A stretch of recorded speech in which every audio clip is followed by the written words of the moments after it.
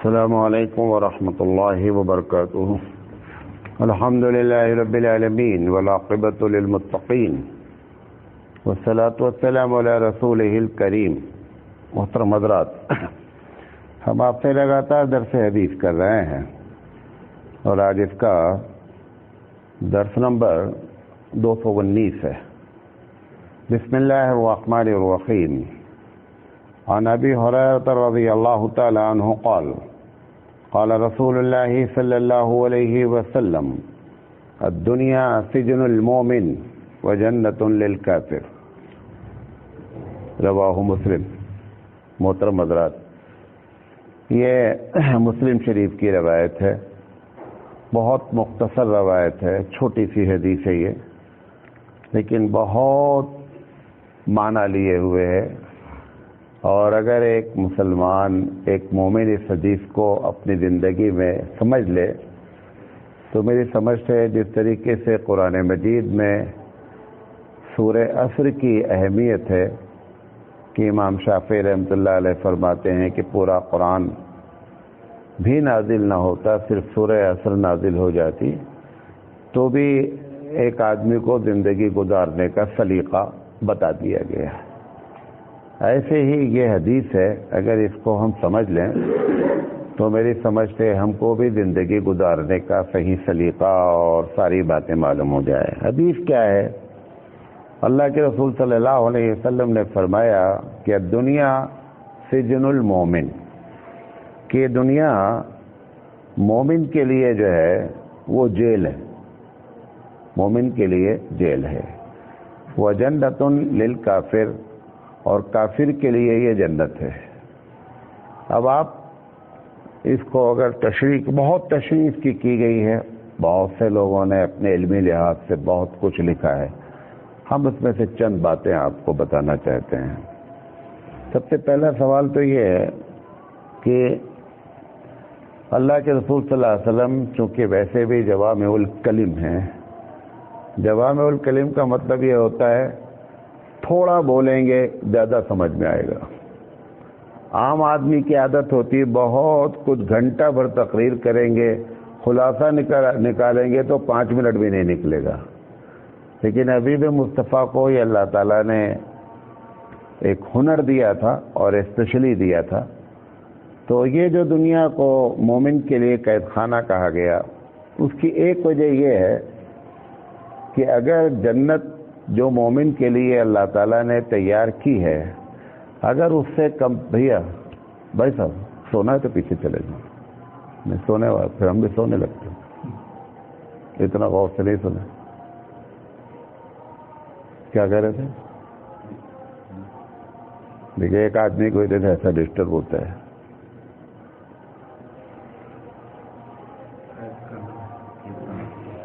ہاں، یہ کہہ رہے تھے کہ دنیا کو جیل کہا گیا ہے.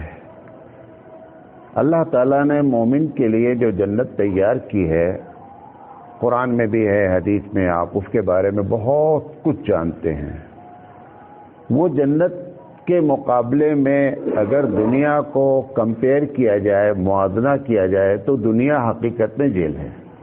بھئی مومن کے لیے جو جنت ہے، جو جنت کی خوبیاں ہیں، جو جنت کی وسعت ہے، لمبائی چوڑائی، جنت کی نعمتیں، اگر اس لحاظ سے اس دنیا کو دیکھا جائے، اس آدمی کے لیے جو بہت مزے کر رہا ہے تو بھی یہ دنیا اس کے مقابلے میں کیا ہے؟ جیل ہے. تو ایک تو موٹی سی تشریح اس کی یہ کی گئی کہ اگر دنیا کو جنت سے مومن کے لیے خاص کر اگر موازنہ کیا جائے، کمپیئر کیا جائے تو واقعی میں یہ دنیا کیا ہے؟ جیل ہے. جیسے ایک بچہ جب ماں کے پیٹ میں ہوتا ہے وہ سمجھتا ہے کہ یہ بہت بڑی دنیا ہے. اگر اس کو زبان دے دی جائے اور اس کو بولنے کا دے دیا جائے تو سمجھے گا کہ ارے بہت. لیکن جب وہ دنیا میں نکل کر آتا ہے تب اس سے معلوم ہوتا ہے کہ ہم جیل میں تھے، یہ اصل بہت بڑی دنیا ہے، کیونکہ اس نے موازنہ کیا مادر رحم سے دنیا کو. ایسے ہی جب مومن جنت میں پہنچے گا تو وہ جب اس دنیا کے بارے میں سوچے گا، حالانکہ دنیا دیکھنے میں بہت بڑی نظر آ رہی ہے، لیکن جب وہ جنت میں پہنچے گا اور اس دنیا کے بارے میں سوچے گا تو وہ سمجھے گا کہ ہم جو ہے وہاں پر جیل میں تھے اور یہ اصل جو ہے وہ کیا ہے، جنت ہے۔ ایک معنی یہ ہے جو موٹا موٹا معنی ہے۔ اب اصل بات آپ کو بتانا چاہتے ہیں۔ جب نبی کریم صلی اللہ علیہ وسلم کسی چیز کو کسی چیز سے کمپیئر کرتے ہیں، موازنہ کرتے ہیں، تو اس کے پیچھے بڑا راز ہوتا ہے۔ اور قرآن مجید میں بھی انسانوں کو سمجھانے کے لیے اللہ تعالیٰ بعض چیزوں کو بعض چیزوں سے موازنہ کر کے، کمپیئر کر کے بتلاتا ہے۔ تو یہاں پہ جو بات کہی گئی کہ دنیا جو ہے وہ مومن کے لیے جیل ہے، جیل کی جو جو صفت ہے وہ سب کچھ مومن کے اوپر لاگو ہوتی ہے۔ جیل کی پہلی صفت یہ ہوتی ہے کہ جب بندہ وہاں پہنچ جاتا ہے نا تو اپنی مرضی سے کچھ نہیں کر سکتا۔ جیل کا اپنا ایک سنویدھان ہے، اپنا ایک قانون ہے، اپنا ایک دستور ہے۔ اس کا جو جو شیڈول ہے آپ کو اس کے تحت زندگی گزارنی ہے جیل کے اندر۔ مومن بھی آپ آزاد نہیں ہیں، ہم آزاد نہیں ہیں۔ ہم آزاد کتنے ہیں؟ جیسے جیل کی باؤنڈری ہے، قیدی نکل کے اپنی بیرک سے زیادہ کتنا جا سکتا ہے؟ باؤنڈری تک جا سکتا ہے، باؤنڈری کے باہر نکل نہیں سکتا۔ ایک مومن بھی اس دنیا میں آزاد ہے۔ شریعت نے ایک باؤنڈری کھینچ رکھی، ہر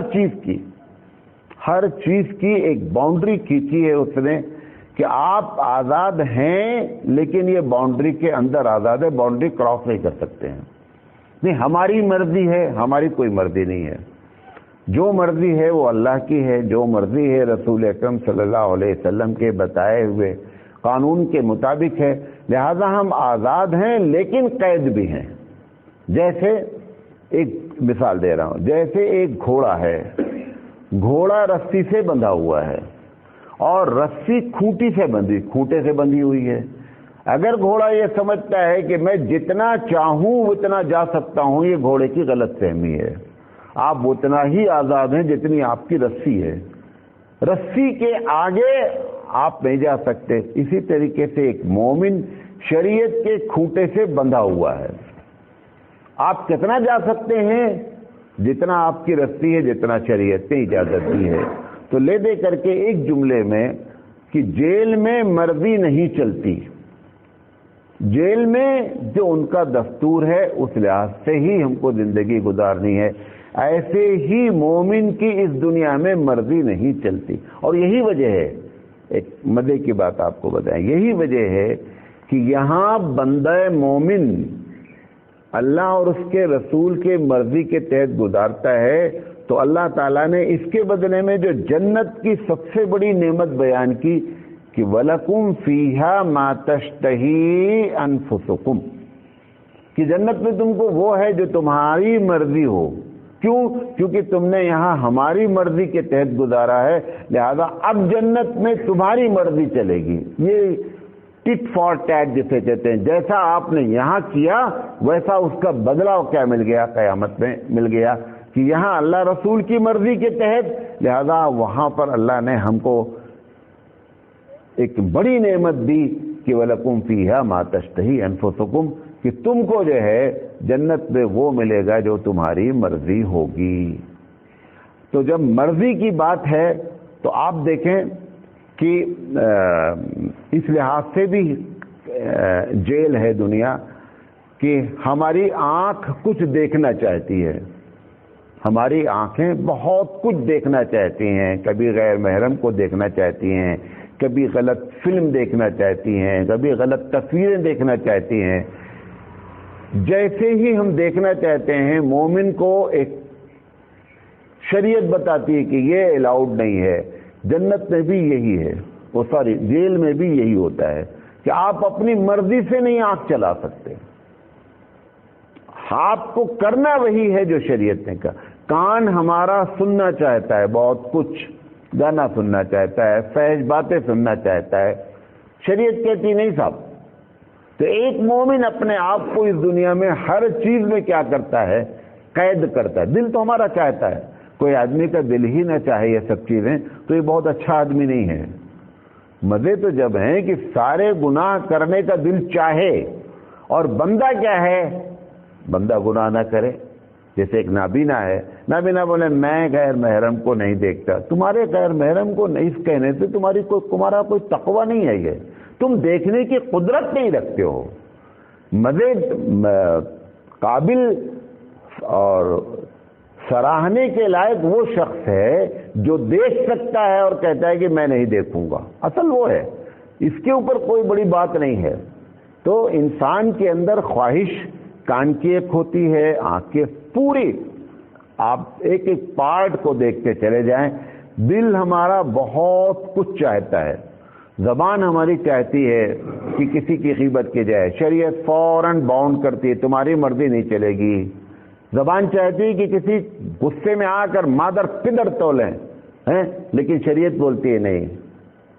مومن گالی نہیں دیتا ہے, گالی دینا کفر ہے. تو پتہ چلا نہ زبان آپ کی مرضی ہماری مرضی کے تحت چلی, نہ آنکھ سے ہم نے اپنی مرضی کے تحت دیکھنے کی ہمارے اندر مرضی ہوئی, نہ کان سے ہمارے اندر جو ہے وہ سننے کی بات ہوئی. یہ ساری کیفیت بتا رہے ہیں کہ ہماری مرضی نہیں چلتی. اس لیے اس کو کیا کیا گیا, جیل سے کمپیئر کیا گیا کہ جیل میں بھی مرضی نہیں چلتی ہے. اب دیکھیے, دل چاہتا ہے, بہت کچھ چاہتا ہے. دل چاہتا ہے کہ پیسہ جیسے چاہے ویسے آوے. شریعت ہر جگہ آپ کو کیا کرتی ہے, باؤنڈیشن کرتی ہے, نہیں صاحب رشوت آپ نہیں لے سکتے ہیں, کسی کا حق آپ نہیں مار سکتے. تو مرضی نہیں چلی. اسی لیے ہمارے لیے جو لفظ استعمال ہوا ہے, بہت انگریزوں نے چاہا بھارت میں کہ مسلمان کے لفظ کو ہٹا کر کے ان کے لیے ایک لفظ استعمال کیا اس نے کہ دے آر محمدن. ہمارے علماء نے سخت مخالفت کی کہ وی آر مسلم ناٹ محمدن. وہ سمجھتے تھے ہم نے بڑا کمال کیا کہ ان کے لیے ایک نیا لفظ کیا کر دیا, ایجاد کر دیا کہ آپ محمدن ہیں. نہیں, کبھی بھی فارم میں بھی بھرنا ہو کبھی آپ محمدن لفظ استعمال نہیں کریں. محمدن اور مسلم میں بہت بڑا فرق ہے. مسلم کا مطلب ہوتا ہے ہتھیار ڈالنے والا. کیا ہے, ہتھیار ڈالنے والا. کس کے آگے, اللہ کی مرضی کے آگے میں ہتھیار ڈال دیا, میں اپنی مرضی نہیں چلاؤں گا اس لیے میں مسلم ہوں. نبی کی سنت کے آگے, نبی کے طریقے کے آگے ہم ہتھیار ڈال چکے ہیں, ہمارا کوئی طریقہ نہیں ہے. سو وی آر مسلم ناٹ محمدن. جیسے ہی بندہ محمدن بولتا ہے تو اس کا مطلب ہوتا ہے کہ ہم محمد صلی اللہ علیہ وسلم کے ہی تابع ہیں. نہیں, ہم اللہ کے بھی تابع ہیں. ہم صرف محمد صلی اللہ علیہ وسلم کے تابع نہیں, اللہ کے بھی تابع. یہ ایک الگ بات ہے کہ محمد صلی اللہ علیہ وسلم نے بھی وہی باتیں کہی ہیں جو اللہ نے کہی ہیں, لیکن ایک چیز کو, بہت بڑی چیز کو آپ نے کیا کر دیا, سمیٹ دیا لا کر کے لفظ محمدن میں. تو مسلم لفظ میں بہت زیادہ معنی ہے. معنی ہی یہی ہے کہ ہم نے اپنے آپ کو اللہ کے اور اس کے رسول کے سامنے ہتھیار ڈالا ہے, لہذا یہ ہمارے لیے جیل اس معنی میں ہے کہ چلے گی کچھ نہیں ہماری. مفاد کی جہاں تک بات آتی ہے, میں نے بتایا رشوت نہیں دے سکتے, ہم ہاتھ نہیں مار سکتے ہیں. رسم و رواج ہے, باپ دادا کی روایتیں ہیں, امی ابا کی خواہشات ہیں, بہت کچھ شریعت کے خلاف ہیں. مومن وہی ہے جو ان سب کے سامنے چیلنج کر کے بولے اماں ٹھیک ہے آپ کو میں بہت مانتا ہوں, پیسہ آپ جتنا مانگے دے سکتا ہوں, لیکن آپ یہ جو کہہ رہے ہیں کہ شادی میں یہ رسم کرو, یہ ہمارے رسول کی سنت کے خلاف ہے, میں قطعی نہیں کروں گا. یہ مومن ہے. یہ اصل مومن یہی ہے کہ رسم و رواج کے خلاف, باپ دادا کے خلاف, سب کے خلاف آ جاتا ہے. اس لیے حضور صلی اللہ علیہ وسلم پر یہ بھی ایک الزام لگایا گیا. الزام نہیں تھا, بات تو حقیقت تھی کہ محمد صلی اللہ علیہ وسلم سے جو مل لیتے ہیں جو لوگ, وہ اپنے باپ دادا کے خلاف بھی کام کرتے ہیں. باپ, یقینی بات ہے کہ باپ بت پوج رہا ہے, بیٹا کیا ہو گیا ہے, مسلمان ہو گیا ہے, تو بیٹا اللہ کا جو ہے پجاری بنا, تو مخالفت تو ہوگی. لیکن کبھی اس بیٹے نے یہ نہیں کہا کہ نہیں ابا کا معاملہ ہے ان کو بھی خوش کر لیتے ہیں. ابا ناراض ہو جائیں ناراض ہو جائیں، امی ناراض ہو جائیں ناراض ہو جائیں، مومن کی شان ہی یہی ہوتی ہے کہ اللہ اور رسول کو خوش کرتا ہے، بقیہ سب کو کیا کرتا ہے؟ ناراض کرتا ہے۔ تو ہماری مرضی چلتی نہیں ہے، اس وجہ سے بنیادی طور پر یہ بات بتائی گئی کہ یہ دنیا ہمارے لیے جو ہے وہ کیا ہے؟